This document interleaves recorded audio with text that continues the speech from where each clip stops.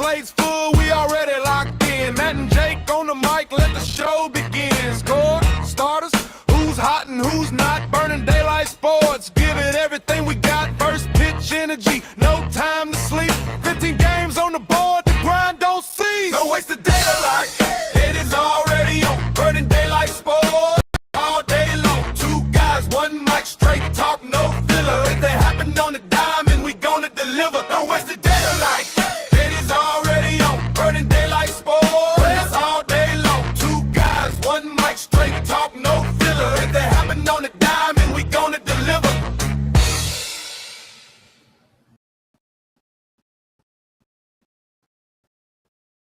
Well, welcome back, Daylight Burns.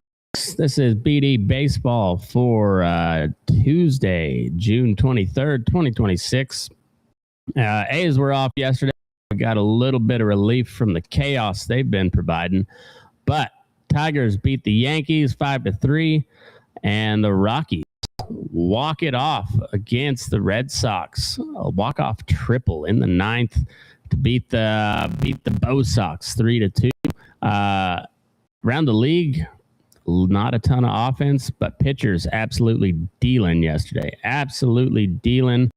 Let's get into it real quick. Before we do that, make sure you go subscribe, like, rate, review, follow, all that good shit on all the social media platforms. We're live on YouTube right now and Substack. We're on Facebook, Instagram, and Twitter. Burning Daylight Sports and BD Sports. Any of those, just search us up. You'll find it. We're there, I promise. Pretty good day for the Roccos. Pretty good day for the Tigers. We'll get into it right now. Tigers 5-3 over the Yankees. Framber Valdez with the win. Gerrit Cole took the loss. He's pitching well. Framber Valdez has been kind of iffy, but the dude's got elite stuff. And Valdez tied his season record, strikeout record with eight punch-outs, and beat the Yankees for the first time in 7 regular season tries. Really good win for the Tigers. Yankees struck first.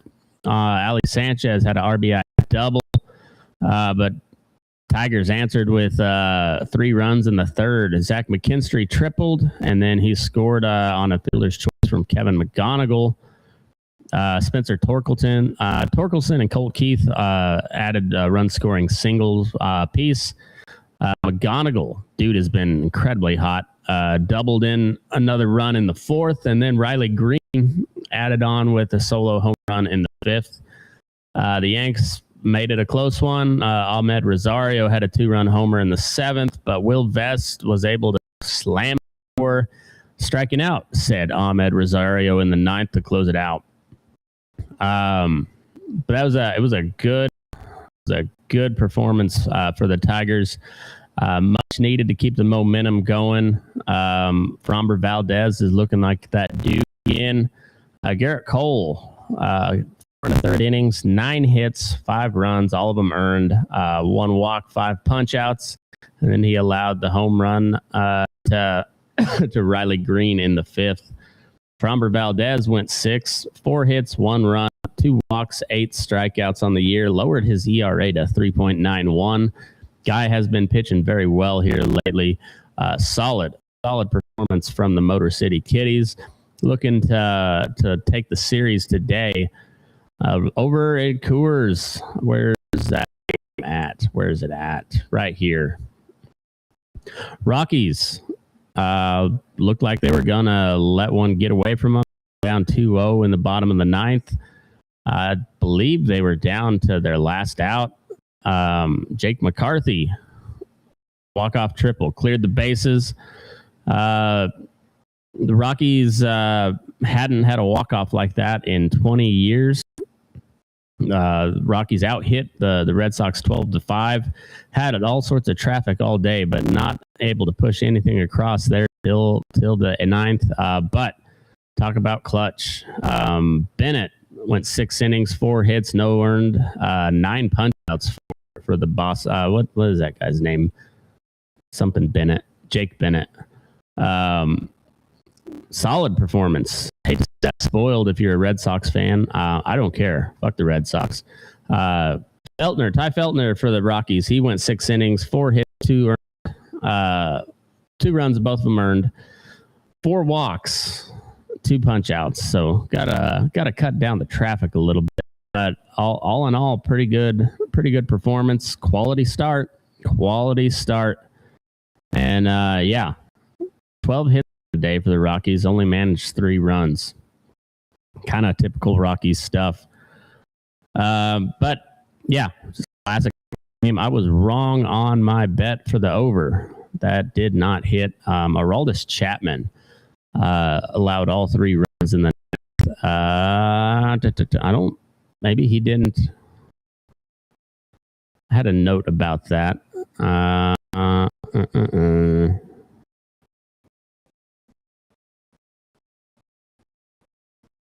me see about it. I think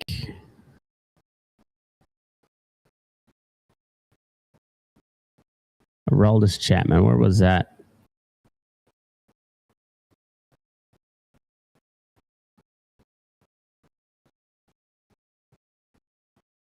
I'm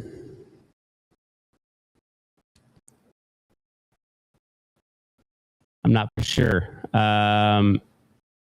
Take a look at the box score. That's what we'll do. That's what we'll freaking do. That'll show us. So Chapman did not out in the 9th. 4 hits, 3 runs, all of them earned. Raised his ERA to a 2.08 on the season. Still very, very good closer, but yeah, did not record an out. And the Rockies get the win, going for the series win today. Elsewhere around the league, like I said, the A's did not play. They face off against the Giants in a Bay Area Classic tonight. Aaron Savale making his 2nd start coming off the bell against Robbie Ray. Rangers head down to Miami, take care of business. Mitch Alstrom got the loss. Alstrom got the win. Calvin Foucher took the loss, and Jacob with his 14th save of the year. Rangers scored 2 in the 4th and 2 in the 8th, and that was enough to get the job done. Miami chipped away at it. They had they had a run in the 5th, another one in the 6th, and one more in the 8th. Had some traffic in the 9th, but they could not finish it. Texas had 9 hits to Miami's 7. No errors either side. And Rangers are starting to get a little momentum. Marlins coming off a big sweep of the Giants. Wasn't able to get it done. Over in continuing down in Florida, the Royals beat the Rays 2-1. Michael Wacha got the win on the day, and Drew again can't say that guy's name. Drew Rasmussen, despite pitching very well, took the loss. Very low scoring pitchers duel. Royals got on the board in the 2nd and the 5th, and Tampa, they had one in the 5th. That was all they could muster. On the day, but could not drive anything in. Final line on the day, Michael Wacha went 7 innings, 6 hits, 1 earned run, 1 walk, and 5 punch outs. Drew Rasmussen, he also went 6, 4 hits, 2 runs, 2 walks, and 5 punch outs. Quality start from Rasmussen, but no offensive production really to speak of from his offense. Phillies put it on the Nationals 4-1. Forrest Griffin continues to pitch well. He's 8-2 on the year. Lowered his ERA to 3.15.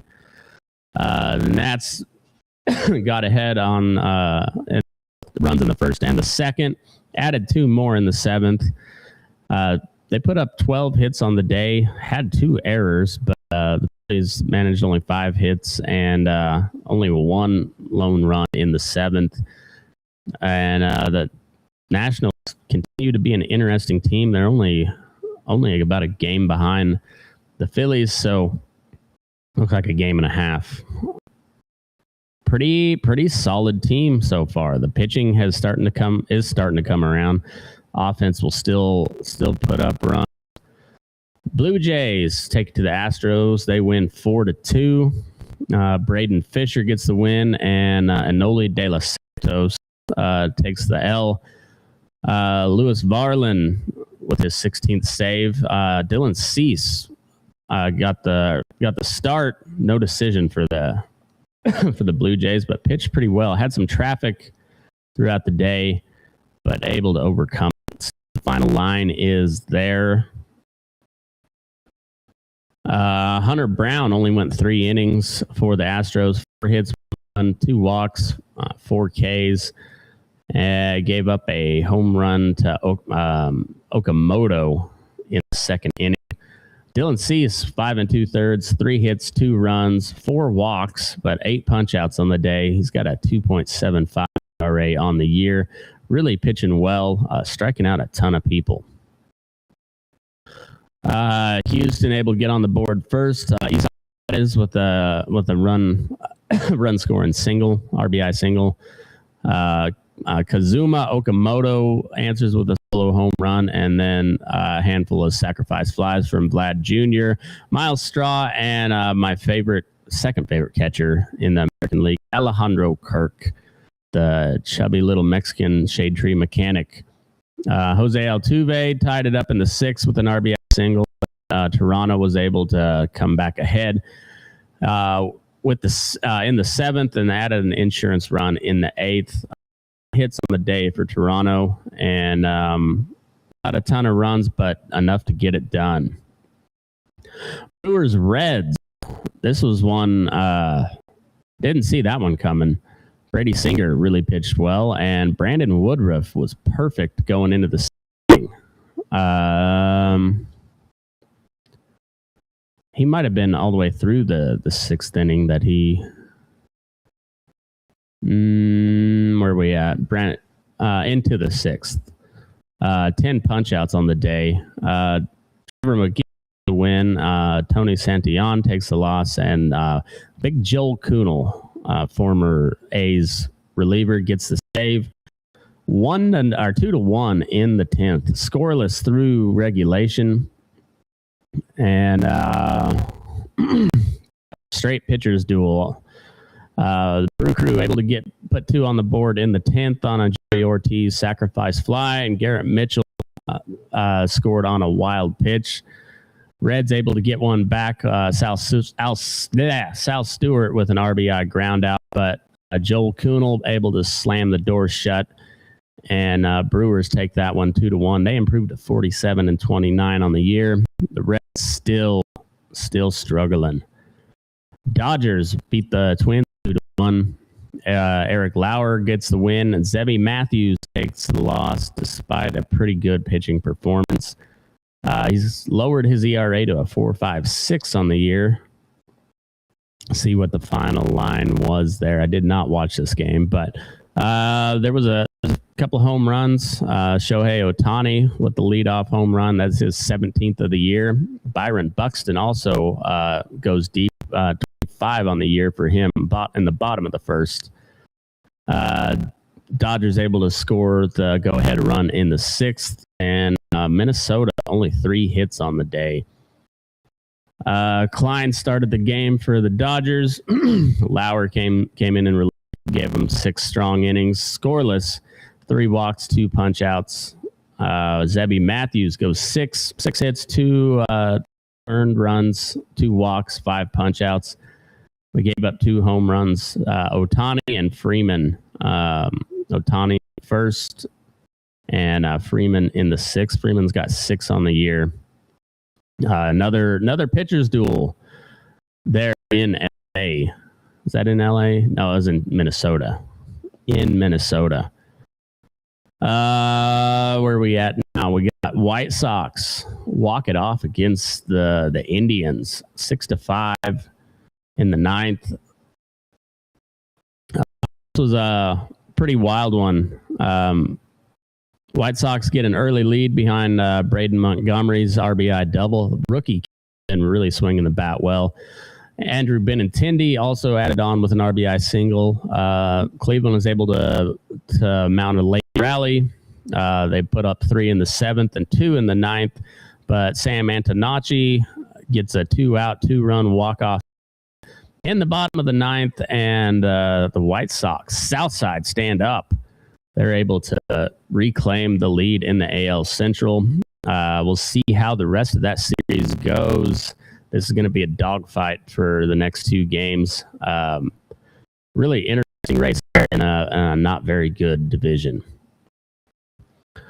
Cardinals take care of business at home against the D-backs. They 3-2. Andre Palante with the win. Merrill Kelly with his 7th loss of the year. Riley O'Brien gets his 19th save. Cardinals put up 1 in the 3rd and 2 in the 4th, and then they were able to hold on to that lead. Arizona put up 2 runs, 1 in the 6th and 1 in the 7th, but never able to put up anything else.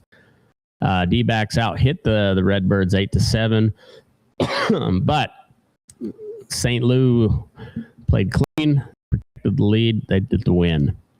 Orioles put it on the Angels 6-1. Kyle Bradish really pitching well.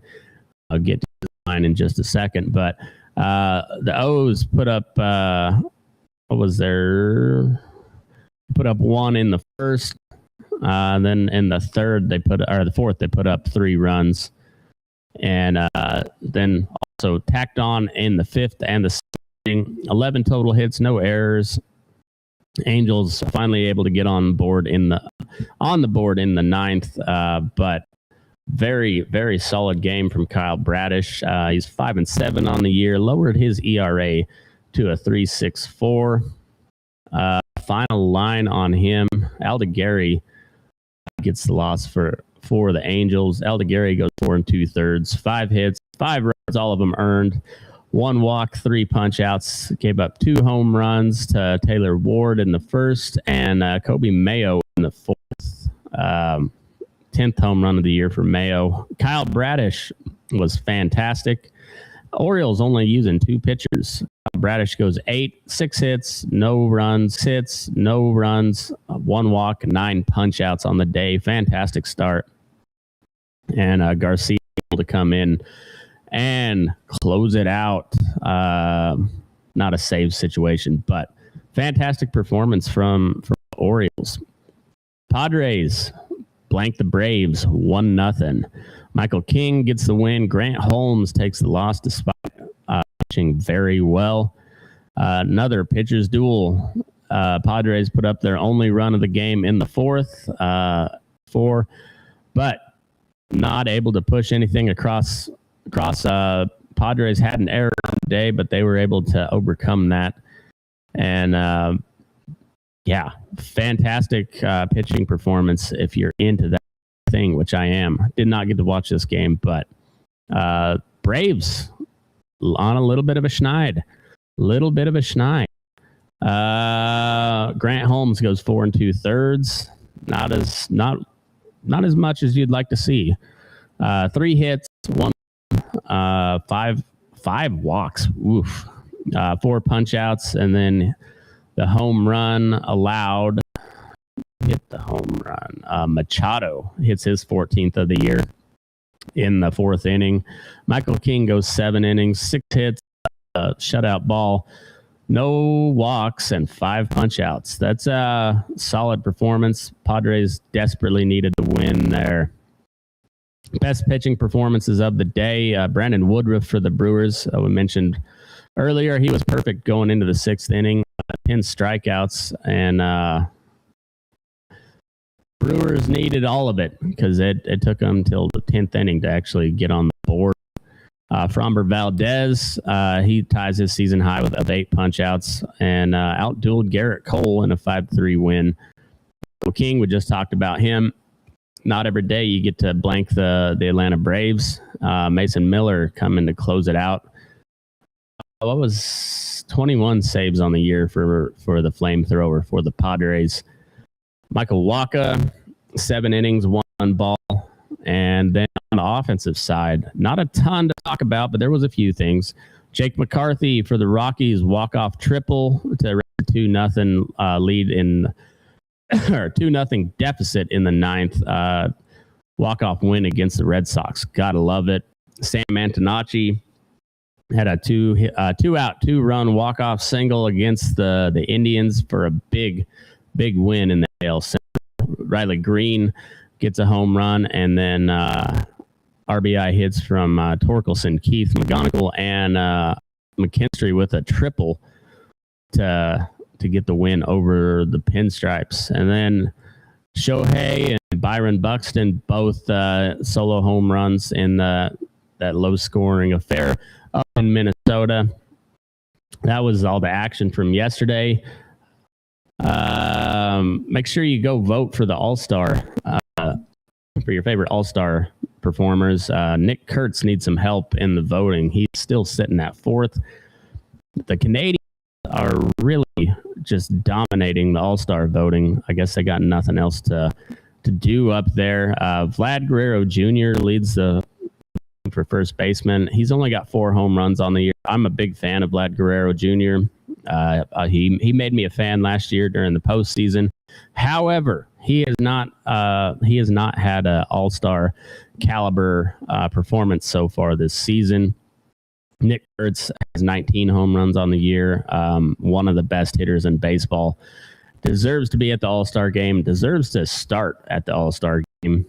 In my opinion, he does have some close competition with Ben Rice of the Yankees. That dude is really good. So anyway, go vote. Shea Langoliers is leading the voting for catchers. So that's nice. But go vote for Kurtz. He needs some help there. All right. So Astros Blue Jays, we got Peter Lambert on the mound for the Stros, and Shane Bieber his of the year. For the Blue Jays, Lambert's been pretty damn good, 6-4 with a 3.23 ERA, 58 strikeouts on the year. Down in Tampa, or St. Pete, I guess is where that stadium is, Luinder Avila.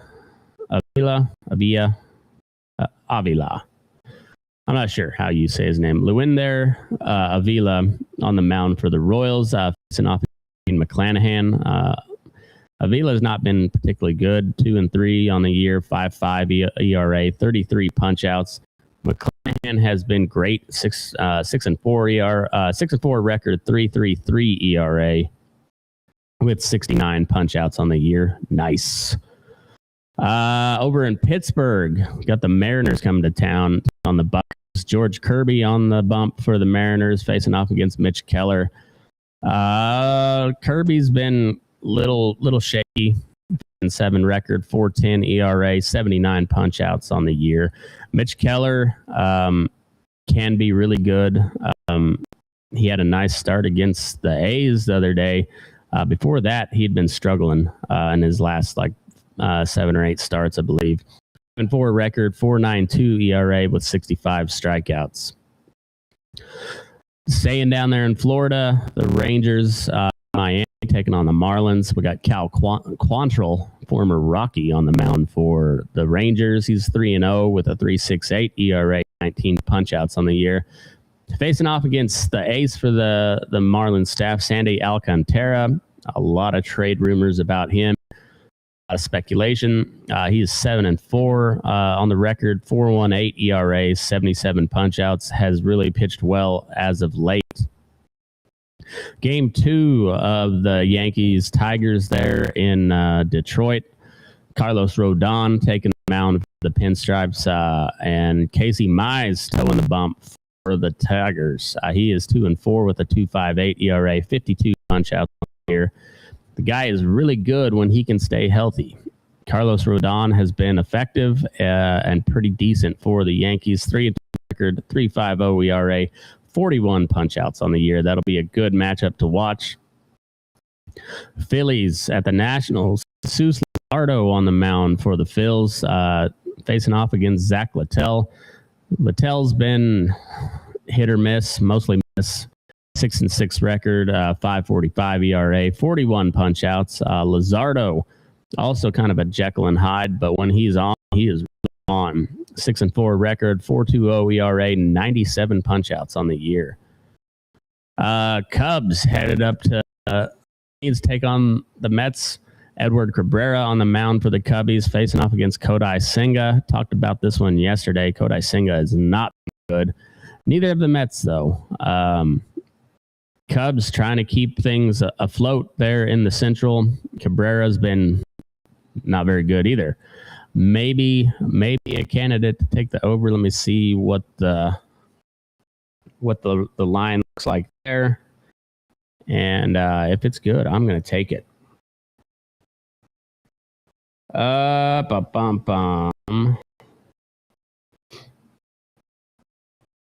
right. Over is 8 runs. I'm going to -8 or 8 runs at -125. I think I like that one. Like I said, Kodai Senga not been good since about this time last year.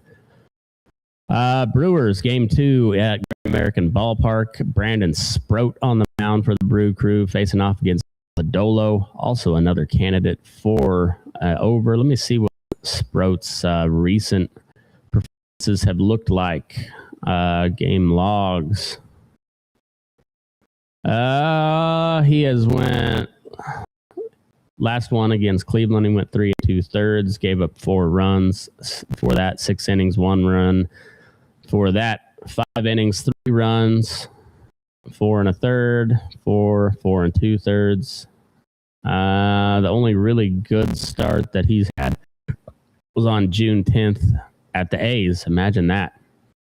Imagine that. And then Lolo also has given up a lot of runs this season as well. Let me find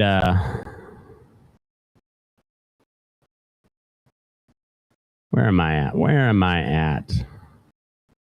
Nick Lodolo. He's got a 6.12 ERA on the year. And lately, he has sucked. Last game was on the 17th, 4 2/3, 11 hits, 7 earned runs. Before that, he had 5 1/3, 2 runs, 5 innings, 10 hits, 4 runs, 6 2/3, 5 hits, 3 runs, 6 innings, 1 run. So he's coming off a really shaky performance on his last one. Brandon Sproat's not been particularly good this year either. I see what the over is there.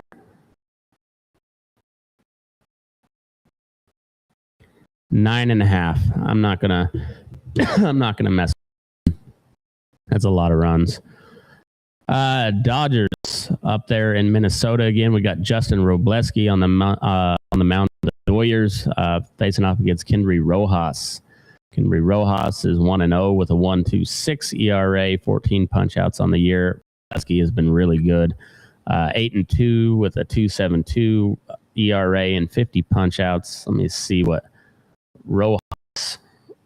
his story is. Pretty small sample size, it appears.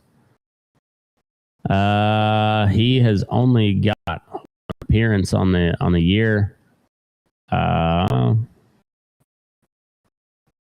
Hold on. He's got 1 win on the year, handful of performances. So he's pitched once in April, a couple times in May, then it looks like he's been on the IL. He is 2 innings, 3 1/3, 2 innings, 4, 3. He's pitched pretty well, mostly in relief roles. So I wonder if this is a bullpen game. Either way, I like the Doyers there. Robleski's been really good. One of the best matchups of the day. We got Parker Messick on the mound for Cleveland. On the south side, we got Burke.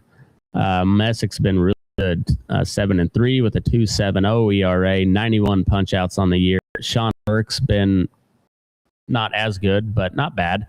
4-4 record with a 3.89 ERA, 81 punch-outs on the year. This is a good candidate for the first 5 under. We'll see how that might look at that. D-backs at the Cardinals. Eduardo Rodriguez, who's been fantastic for the D-backs, facing off against Kyle Leahy, who has been less than fantastic. Once bad, but not very good to say the least. But Eduardo Rodriguez, 6-2 on the year, 2.45 ERA, 65 punch outs. Leahy.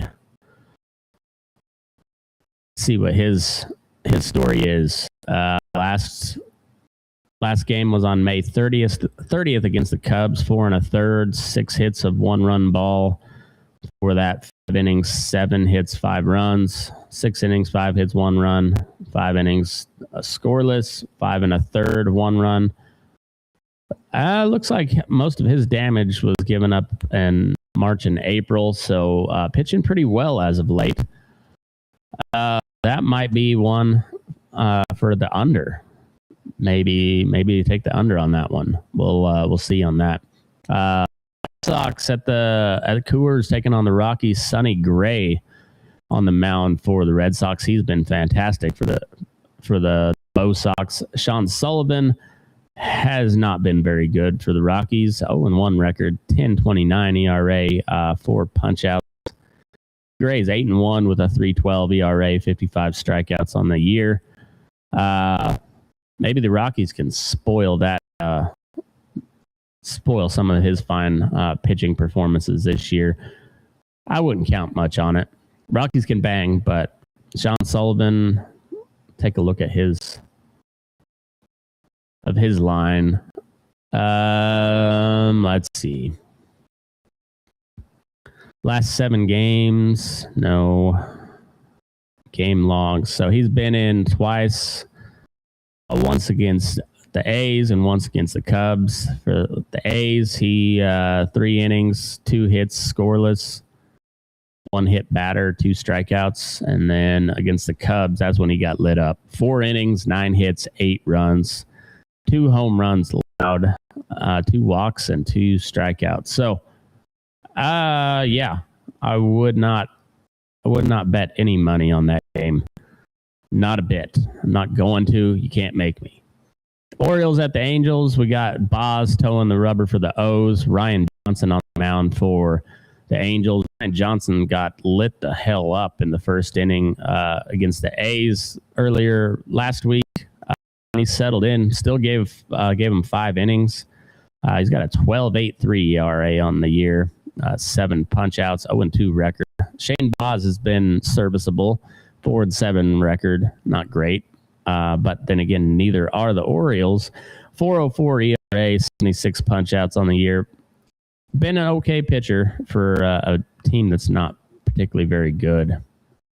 At the Padres, we got J.R. Ritchie, and I'm not sure who's on the mound for the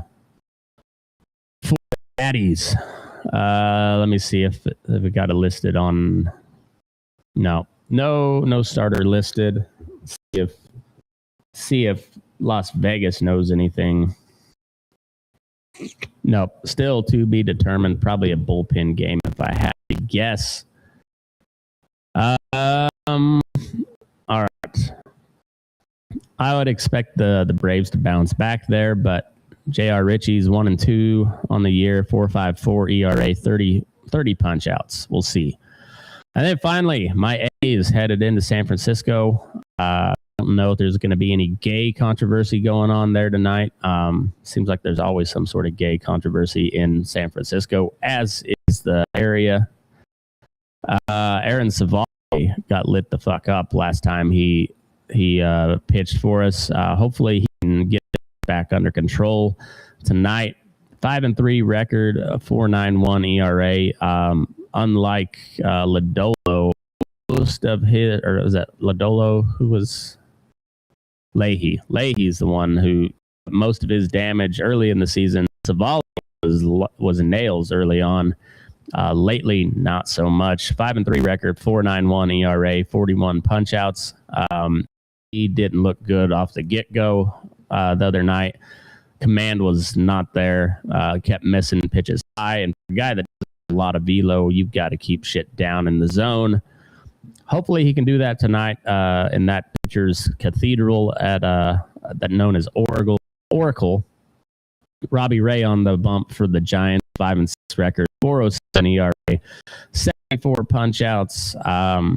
Yeah, let's hope the A's can get some bats going.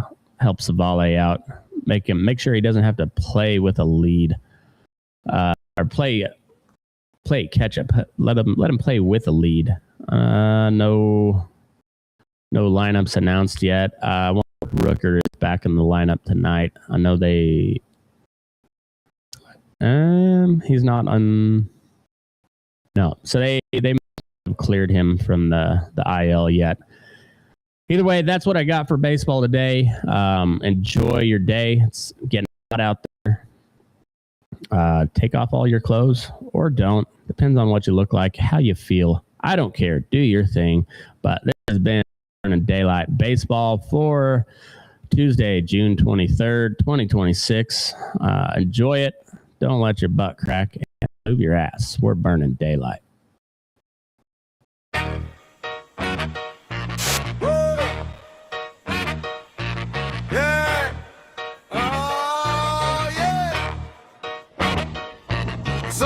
Slate's full, we already locked in. Matt and Jake on the mic, let the show begin. Score, starters, who's hot and who's not, burning day.